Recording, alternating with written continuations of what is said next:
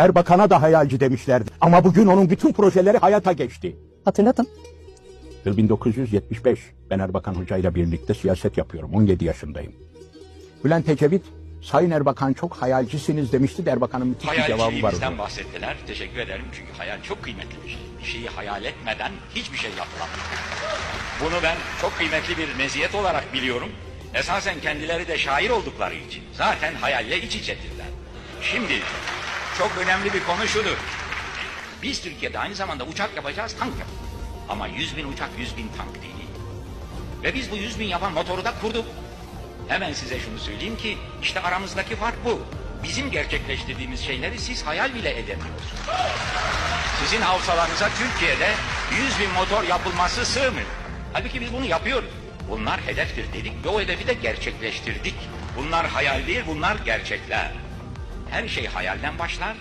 Bunun temelinde inanç yatar. İnanırsanız başarırsınız. Dediğinde vakit namazından camiden çıkan dayı bile yalan söyler derdi. Süleyman Demirel Bey'in bir sözü vardır. Türkiye'de ağır sanayi kurulabileceğini söyleyenin aklına şaşarım. Ben şimdi bir tarif getireyim. Hiç hayal kurar mısın Ferdi? Elbette. Bak, sen yok olan bir şeyi hayal edemezsin. Bir şey senin hayaline gelebiliyorsa varlık aleminde gerçekte var olabildiği için geliyor. Şahane. Hadi yokluğu hayal et de göreyim. Hayalsiz hiçbir şey olmaz. Hayal hedeftir.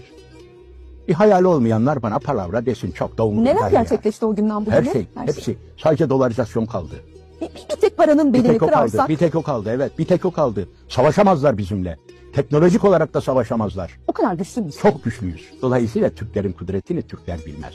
Esaret ve vesayet altında yüzyıllarını geçirdikleri için büzüştüler, ezikleştiler, küçükleştiler. Onun için Erbakan'a hayalci demişlerdi.